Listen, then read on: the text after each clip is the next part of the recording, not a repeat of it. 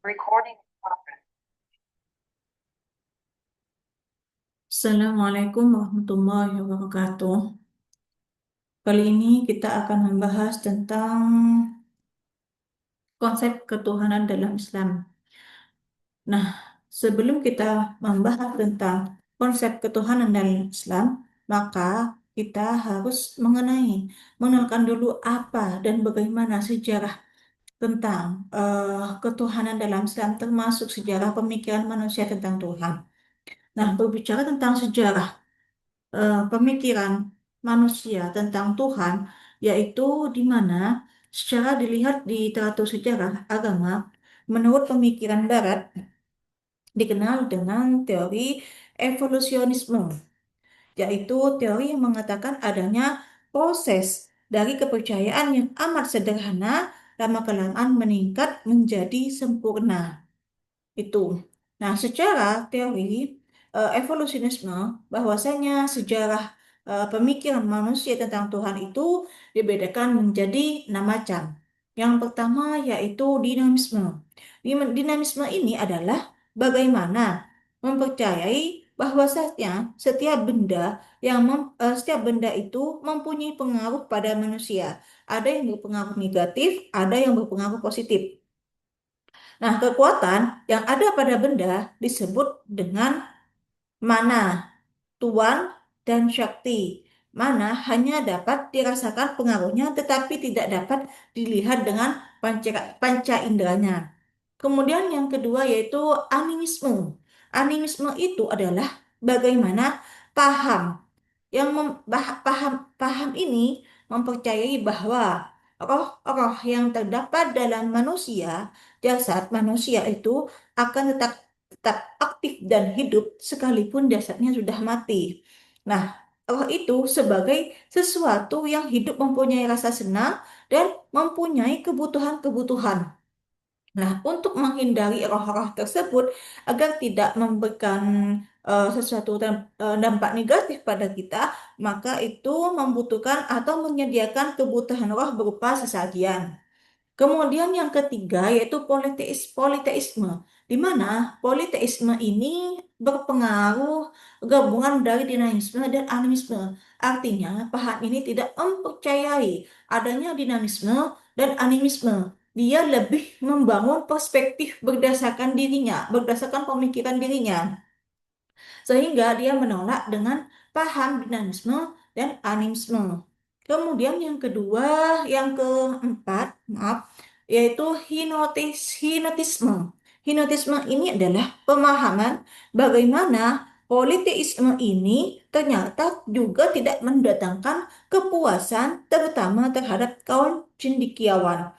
Nah, dari sekian banyaknya dewa, maka diadakan seleksi-seleksi di mana yang menganggap dirinya itu memang menganggap dirinya itu memang mengakui bahwa dialah yang paling tinggi dan paling agung sehingga disebut sebagai dewa. Yang kelima yaitu henoteisme.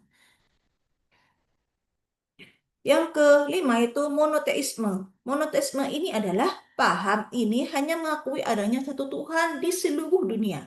Artinya, melalui paham monoteisme ini tidak mengakui adanya Tuhan lain. Di dunia ini hanya ada satu Tuhan yang dianggap oleh dirinya benar.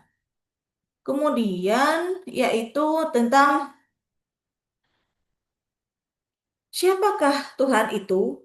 Nah, dalam Kamus Bahasa Indonesia, Tuhan itu berarti sesuatu yang diyakini, dipuja, disembah oleh manusia sebagai yang maha kuasa. Kemudian, secara istilahnya, Tuhan ialah sesuatu yang dianggap penting oleh manusia sedemikian rupa sehingga dianya sebagai manusia mengerelakan dirinya dikuasai oleh dirinya. Artinya, Tuhan itu adalah sesuatu yang diagung-agungkan sehingga dari segi agungnya dia itu rela untuk eh, mengikuti segala aturan dan ketetapan yang ditetapkan oleh seorang Tuhan. Dia sampai rela dirinya itu dikuasai olehnya. Bahkan dia itu rela demi mm, dia itu rela demi Tuhan gitu loh. Kemudian yang ketiga yaitu agama. Tuhan menurut agama-agama wahyu. Nah, Tuhan menurut agama-agama wahyu itu di mana konsep Tuhan ini dalam agama-agama wahyu adalah tauhid. Artinya, yaitu menegaskan bahwa Allah mulai dari Nabi Adam alaihissalam sampai kepada Nabi Muhammad membawa risalah ketuhanan yang sama, yaitu tauhid.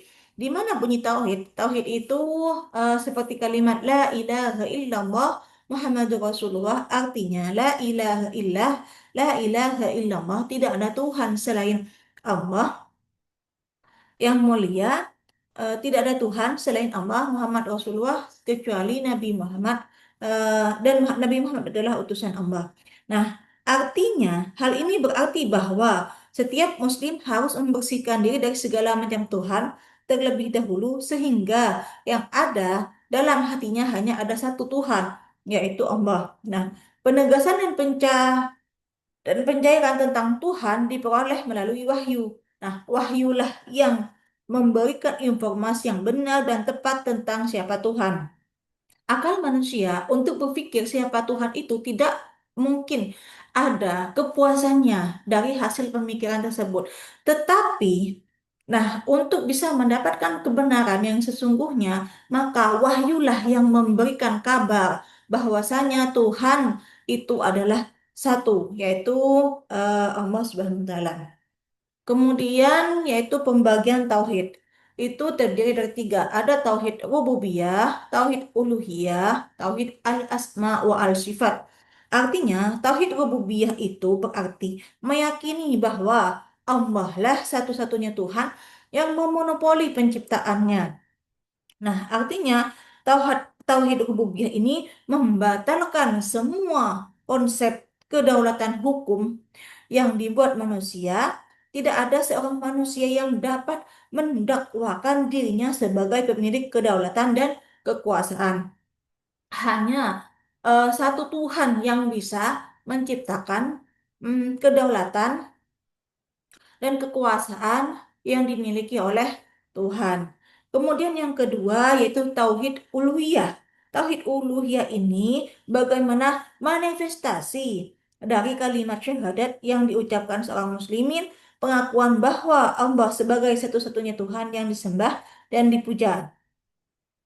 Nah, tauhid uluhiyah ini disebut tauhid ubudiyah karena ibadah hanya diberikan kepada Allah Subhanahu wa taala. Artinya kita beribadah, kita takluk kepadanya itu hanya kepada Allah. Yang terakhir yaitu tauhid al-asma wa al-sifat. Dilihat dari sifat dari nama-namanya, Allah itu mempunyai nama-nama yang memang bagus dan menunjukkan bahwasanya bahwasanya menunjukkan bahwasanya Allah itu memang mempunyai satu-satunya yang penguasa di alam jagat ini. Nah, sehingga disebut dengan tauhid al-asma wa al-sifat. Dari segi nama dan sifatnya sudah menunjukkan bahwa dia adalah Tuhan satu-satunya yang menguasai alam semesta ini. Kemudian yaitu yang selanjutnya itu tentang filsafat pemurnian akidah tauhid. Pembuktian akidah tauhid yaitu